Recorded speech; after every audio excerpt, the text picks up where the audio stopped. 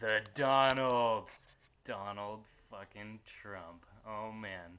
I never thought that American politics would come to this level of humor. I am truly astounded at how much shenanigans is going on in this cycle, and it's frankly hilarious. You got the blue team all upset.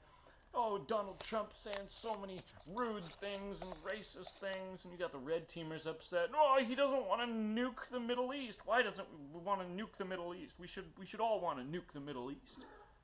And it's just hilarious to see everybody getting their panties in a bunch all over the Donald. Okay, but it's funny, man. He's self-funded his campaign. He's got a huge ego.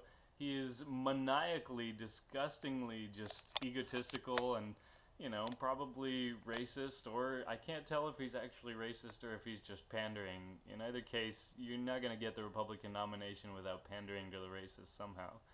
But at the same time, I think it's really marvelous how anti-establishment of a candidate he is. He's not for the worldwide military empire. He's not for nuking the Middle East.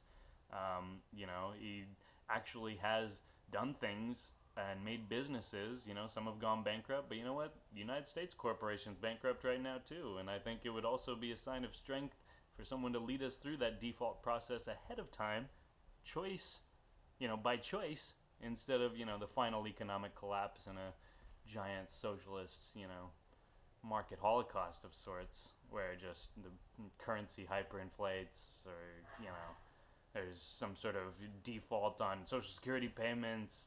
Basically that stuff is how it turns into a Mad Max scenario, and I generally not prefer that. As off the grid ethic I like to aspire to and espouse.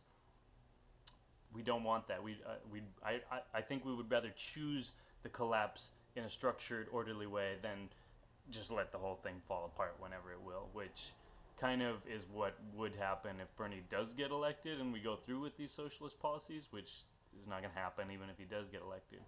But for the purpose of conversation, I think realistically what we do need right now more than anything is somebody to go in there in the White House and just line up all the federal department heads and just say, "You're fired. Clean out your desk and go home." Because honestly, I know there are plenty of blue teamers, friends of mine, family of mine that are, bah, bah, bah, bah, bah, you want to eliminate departments from the government? Yeah, I think that we could live just fine without almost all of them. And when was the last time the Department of Housing and Urban Development, Department of Energy, tangibly benefited your life? And, don't even try and post the ignorant stamp on my head right now, because I know what these agencies do. I know what their funding goes to, and I know that it's a fucking waste. They're not doing anything with this giant bureaucratic nightmare that produces 80,000 regulations every year.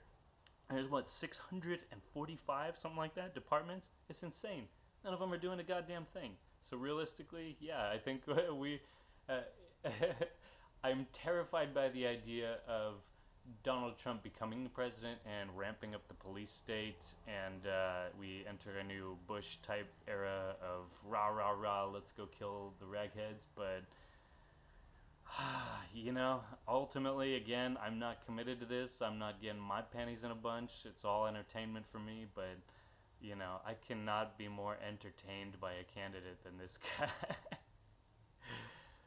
Just people interrupt him. He just tells them to shut up. Not in a Bill O'Reilly way, but I mean, it's anyway. The Donald is. I really hope it comes down to Bernie versus the Donald, because then we'll actually have a conversation between the fundamentals of capitalism and the fundamentals of socialism, and whichever way it turns out, we're going to learn the lesson. We're either going to have a socialist collapse or some sort of hyper-nationalist, a Muslim internment camp. So, ultimately we're still leaving the United States, and I kind of feel sorry and a little bit, you know, how do I say this? We all should have the ability to live and go wherever we want, and I feel sorry for anyone who thinks that their hometown is so awesome that they could never leave. And I have plenty of friends who would never leave their hometown because that's where their family is, and I understand that. But that's not how I roll. I follow my pursuit of freedom and my pursuit of happiness, and that's what works for me. You know, but realistically, let's roll the dice, man. Whether it's Bernie or the Donald, we're getting out of Wall Street's pockets, and you know, so change is coming one way or another. Not Obama change, but something's gonna happen, and one way or another, as Panther said yesterday, whoever it is gonna have to deal with the largest economic collapse in modern history of the species. So, yeah, that's just getting started. You all get to see a lot of that coming up, and yeah. Make America great again. You're fired. Good stuff, man. Good stuff.